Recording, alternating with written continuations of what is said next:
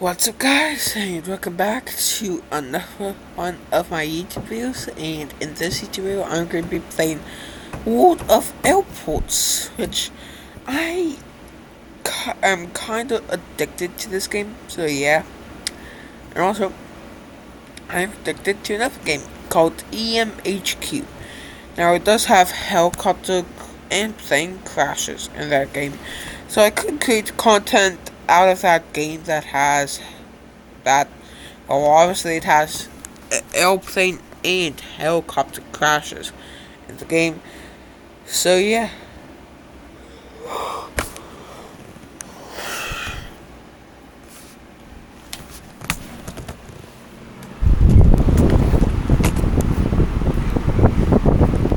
Sorry if my thing is kind of sick of it.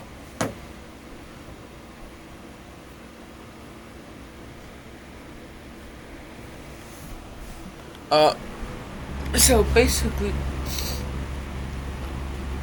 actually, I do have a big A&W drink down here, so yeah.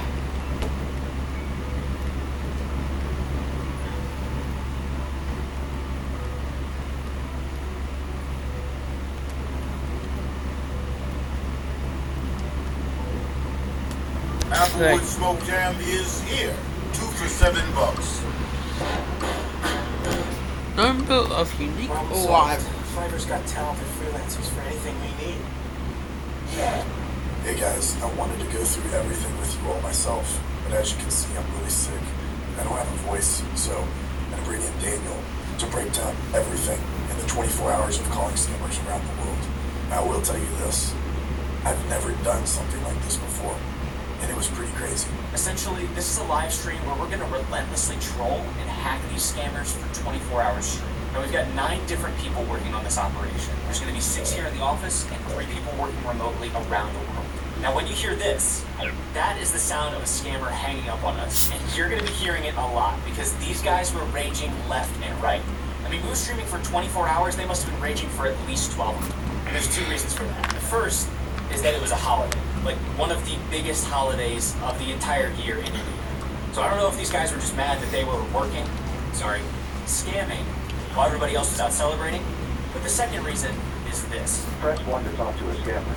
That is called the scammer hotline. And what it means is that we've hijacked their phone system. So anytime they pick that phone up, it's going to be us on the other end. Not to mention, when we did get these guys on the phone, we were doing things like telling them the exact location where they were scamming out of, and using our unlimited access of their systems to just pull stuff up on their screen. Imagine you're just sitting there scamming, just trying to scam some people, and all of a sudden, your worst nightmare shows up on the screen. Scammer payback. The question we get a lot is, why are they always scamming? So, I usually don't get A340s at basically any of my airports, but also I barely play BRI airports. I mainly play PRG airport. That's the airport that I mainly play at, so yeah. Well, basically, like, that's at least over half of these videos that I have in World of Airports. Basically all of them are in that airport. So yeah.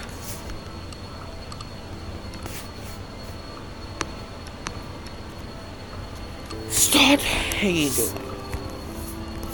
How I do the, well, I will put, I could purchase this one. So purchase. So I purchase that. Purchase, yes. Got that. And claim. So yeah, that was a bunch of good old employees here. Now I can get all these aircraft out of here, and also I am planning, so like when I have this I'm planning on getting the Boeing pack, the Airbus pack, and also for my main airport, since these two are available in all airports. But I'm planning on getting all of these, the golden airplanes. Now, they are available in every single airport, but I am planning on getting the 900 one, the 300 one, the 50 one, the 100 one, the 2 one, the 10 one, and the 25 one. And I'm just going to invest that in my main airport, PRG. Now, I am planning on getting 900 for each one. So for PRG, I'm planning on getting 2 900s. So 1,800, just half the line for PRG airport. Now I am going to mainly invest a portion of that, so probably like at least 300 out of that, like probably like 2,400, somewhere around though. I'm going to invest at least 300 of those, maybe even 900 in silver airplanes for the PRG. Same thing for walls, which is basically money. I'm planning on getting 900 of the most popular one, which is the $1.2 million one. And also, I am planning on getting crew for the main airport, and also upgrading contract capacity, because I am planning on getting airplanes, every single contract from every single airport. I'm going to try to get a single airplane contract for PRG. I don't know if it's gonna be possible. We just have to wait and see. And also, I do need a lot of money. So yeah.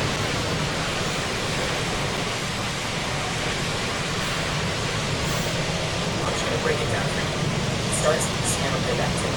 This is where you guys send us emails that you get from these scammers. Usually it's from your PayPal, Amazon, and fund scams.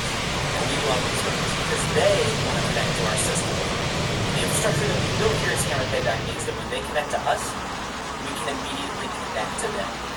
And that's where all the information comes from, okay? So it's stuff like their location, their names, victims that they've scammed before. It's all on their computers. And that's what we're going after. Now, these car warranty scams, these student loan scams, they all take place over the phone. There's only so much information that we can get from that. It's pretty much useless to us. So yes, there are scams all over the world, in the US and Europe. The tech scam capital of the world, that's in India. So for the whole 24 hours that we were calling these guys, somebody in a call center in India was picking up. I promise you, do not let this guy's accent fool you.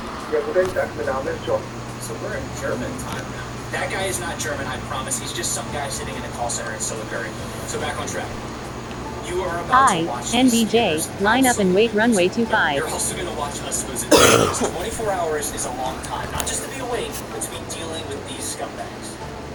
And also, at PRG, I'm getting a bunch of airplanes.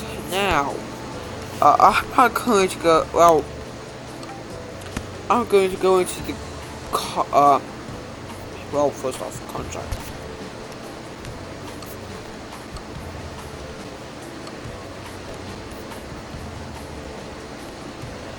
But I'm going to go into here, which is new airplane now.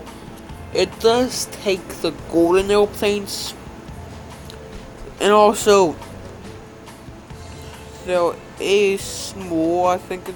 That's also could have quantity, so I could just get 10 if I decided to, and I could get 10 for basically a single aircraft, I think, that I have. But I would probably get like 2 per aircraft for basically a huge portion of them. And basically, I am planning on actually having a full-on detailed view in like the all about that. So yeah, but basically, Sky Alps 9er 9er 82. so Line up and basically, wait runway I'll probably 25. have a full-on video talking about all the contracts that I'm having, and also all the aircraft that I'm planning on buying, Intel. So yeah. Then also, I don't know how I'm going to manage a airport with like 1,000 contracts, but people already do that at a bunch of airports.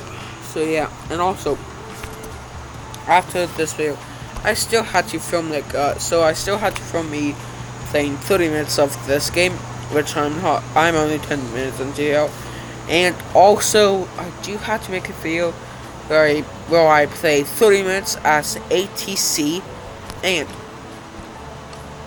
the rules and regulations are basically you should be sleepy. Now, I'm not sleepy right now, but I don't know if I'm going to be sleepy after speaking for the rest of this video, and also for a whole entire other video. I don't know that.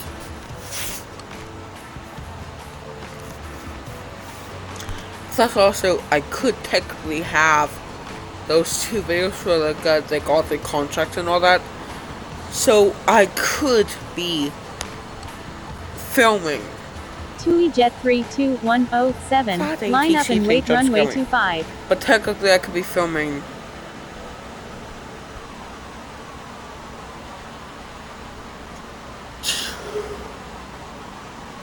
two hours worth of footage before having 30 minutes of being ATC. Now, you can make mistakes as being ATC. So yeah. Hopefully I don't. But right now, it's a video game. So if I make a mistake, I'm just having lives in the game that's dying. People dying in that video game. But at least it's not real life. So yeah. But it's based off of real life airports. So yeah. Homer smile from the very beginning to the very end. As Brogy would say, let's get into it.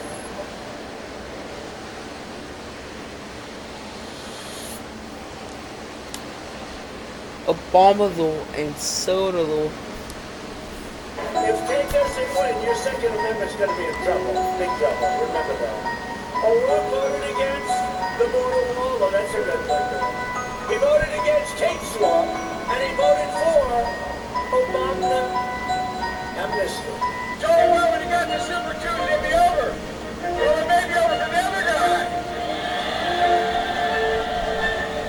Go after the folks in Virginia, North Carolina, Alabama, Tennessee, Oklahoma, Arkansas, Minnesota. Swiss 6166. Handling started TOBT in 1834 minutes. YOLO MIDI 2 1.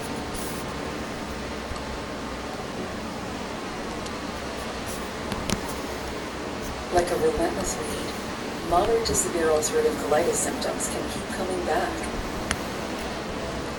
Break away.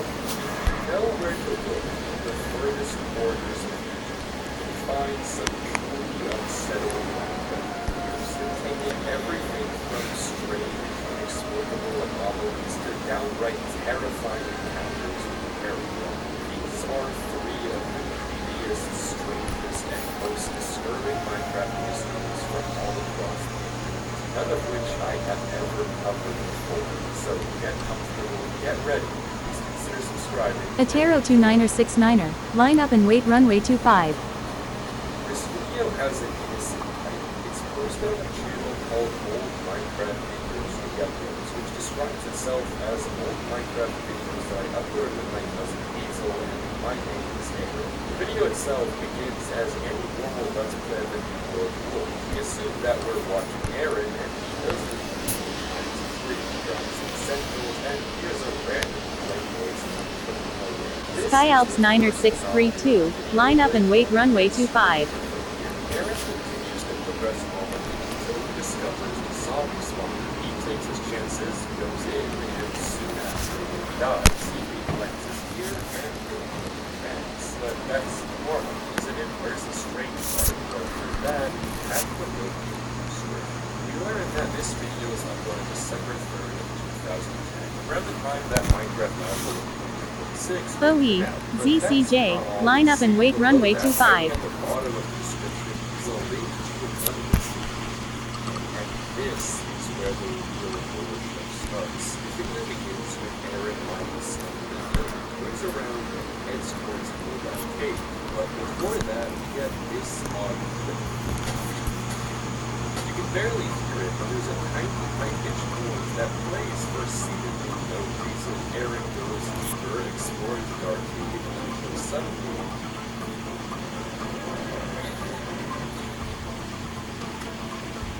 the video itself is so dark, it's hard to make out what Aaron could possibly see back there, but whatever it was definitely enough to spook him. From the description, we can see that this video was uploaded 2 days Cityliner. after the previous one, December 5th, 2010, and Aaron says he's going to take a break from content for another 10 days later, on December 15th, Aaron drops another video leaving the cave next to my house. The video seems to pick up where the previous left off, implying that Aaron hasn't joined this world since what we saw last time. He navigates out of the cave, and it's worth noting that the screen is for some reason stretched vertically. Aaron walks around and into another cave where he finds this, a single broken block of cobblestone on the ground. We never saw him break this block, nor was the video ever cut, which can only mean one thing: Aaron is not alone in this world. Something else is happening. Aaron quickly leaves and keeps walking before suddenly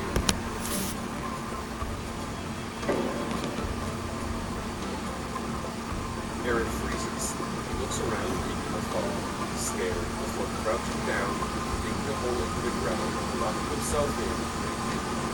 Okay, this just got horrifying. First the weird noises, then the broken blocks, and now finally this. The name is cut off, so we can't see the join, but given that we can see that Aaron has the save and quit the title button, we know that this is a single player world, which would make sense as to why Aaron is so scared when he sees someone join the game. This video has no description, except for one link to yet another unlisted video. Exploring the haunted mine starts off with Aaron descending into another cave, and all around him we immediately notice something off. Holes. Lots and lots of holes. They don't seem to go anywhere, but they're dug all over the cave floor for no apparent reason. Aaron is clearly on the edge, so much so that when he takes damage, he's startled by his own world. See the moves going down the cave, violently shaking the camera back and forth after the cave. As Aaron peers down yet another hole, this happens.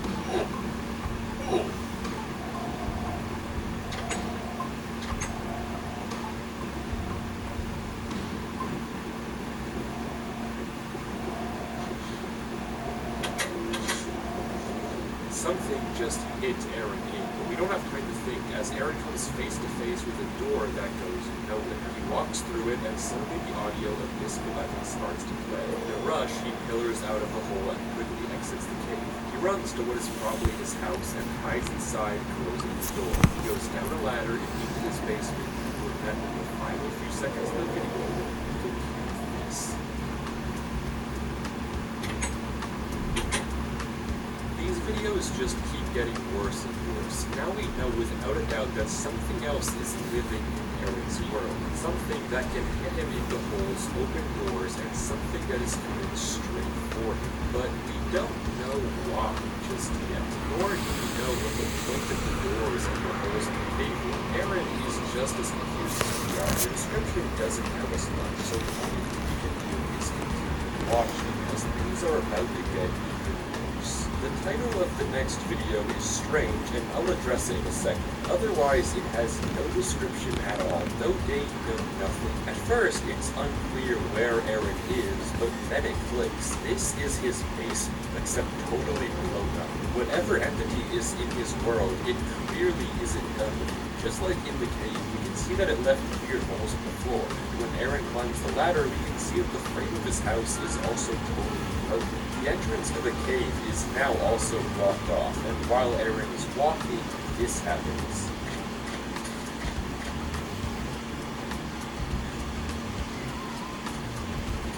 He approaches a hole, disc 11 breathing noises start to play, and then black screen, and it cuts to him with no items and stretch screen stuck inside the cobblestone box. The box has stairs to a viewing window, and Aaron looks out and we can see a sheared sheep and a half-cut tree. Aaron looks around for a little, punching out of the box, and almost breaks out, but for some reason stops himself. He stays like this until he gets frightened by a cave noise and disconnects. I'd say this video was odd, but you already know that it was. Something is happening to Aaron. The entity keeps digging holes and destroying his houses, but we don't really know what it wants from him yet. But let's return for a second to the title of this video. To some of you, this may just look like random nonsense, which will show you it has cipher keys code to be decrypted into legible words. However, for probably even fewer of you, you've probably already figured out what this actually is. This cipher is likely a hash. I won't go too far into what a hash actually is, but all you have to know is that a hash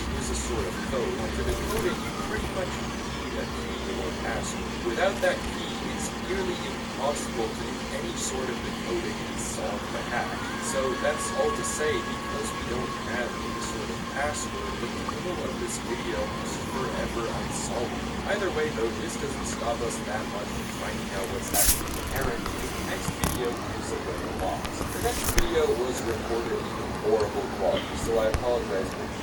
Interestingly, the date in the description shows it was recorded essentially a month before all the other videos we've seen so far. And this time, the title is actually decipherable, but you'll have to wait until we finish the video. It begins with someone loading up a new world. I'm not sure if this is Aaron, but let's just assume it is. When he gets in, he has no items, but somehow a long cobblestone tunnel with no end in sight is dug into the side of the mountain. Aaron does what every horror protagonist is too stupid to do, and ignores the analogy with the wood. It looks like I've spoken too soon, because the first thing he does is grab the door and goes right back to the tunnel to place the door on it. He opens the door, goes through, and goes inside.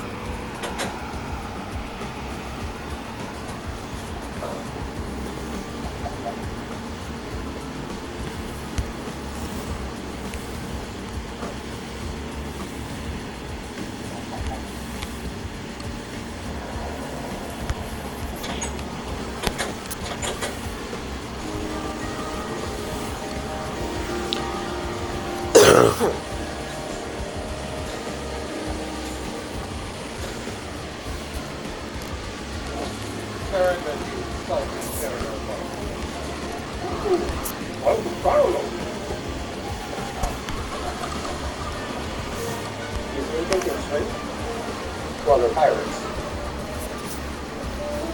Up to 50,000 cars out of date on cars.com. Where to next? Explore the latest tech careers right here at CCAC. Enroll today at ccac.edu. Trains.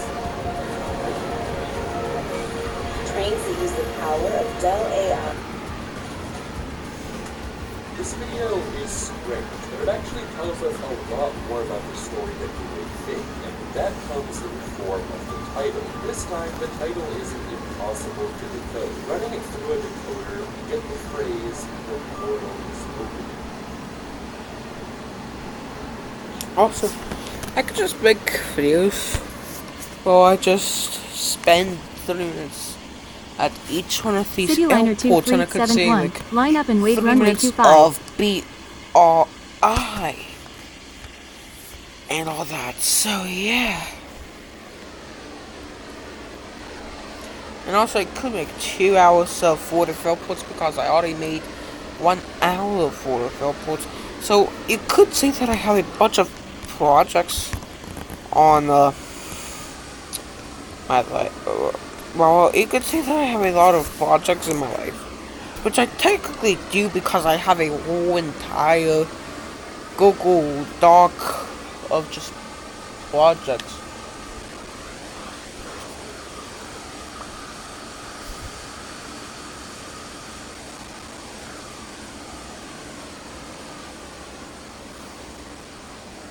But it's nothing worse than trying to download a picture off the internet and realizing it downloaded as a WebP file extension. And for a while, the hate was definitely justified. I mean, practically nothing supported it. You download it, you have to try and convert it or use some extension to download it as a different file type. It was annoying. But I would argue that these days, it actually is not really worth the hate anymore. It's actually reasonably the same as downloading other image types. So first of all, what exactly is WebP and why does it exist in the first place? WebP is actually a image format, well, I don't have to tell you that, but it was created by Google around 2010, like when they first published it, and the idea was to just create a more compressible image format that had like the same quality as JPEG, but just smaller file types along with PNG. And while it has gotten a ton of hate, the thing is that in terms of the actual format and compression itself, it is actually really good.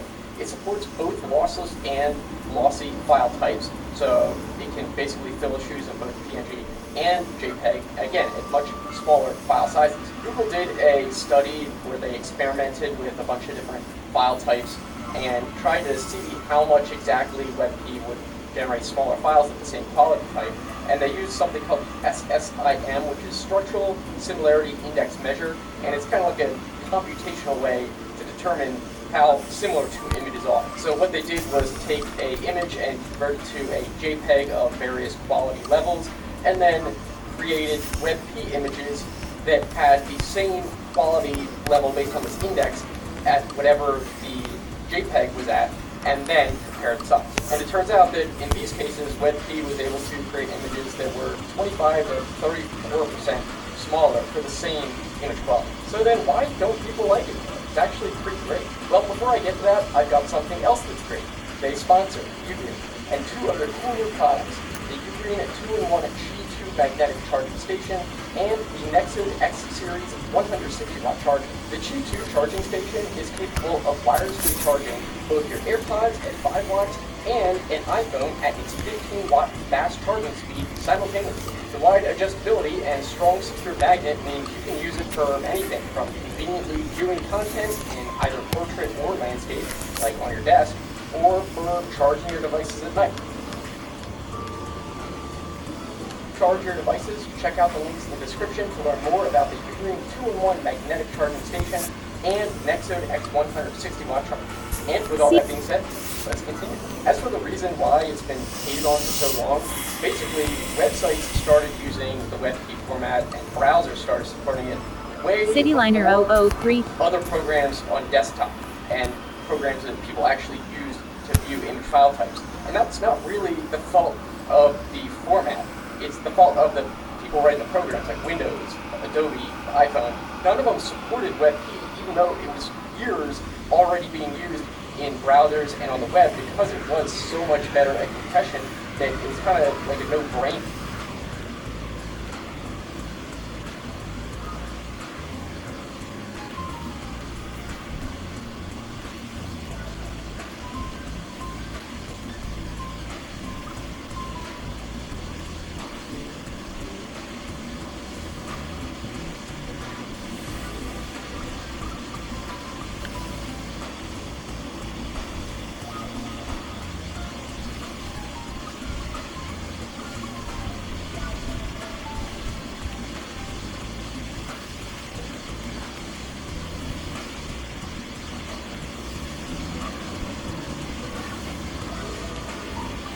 LEDs don't get their color from their plastic covers. You can see that because here is a transparent LED that also glows the same red color. The color of the light comes from the electronics themselves. The casing just helps us tell different LEDs apart. In 1962, General Electric engineer Nick Polignac created the first visible LED. It glowed a faint red. A few years after that, engineers at Monsanto created a green LED. But for decades, all we had were those two colors. So LEDs could only be used in things like indicators, calculators, and watches. If only we could make blue, then we could mix red, green, and blue to make white, and every other color, unlocking LEDs for every type of lighting in the world. Well, that was sad, but I ain't going to claim that. But after basically all this.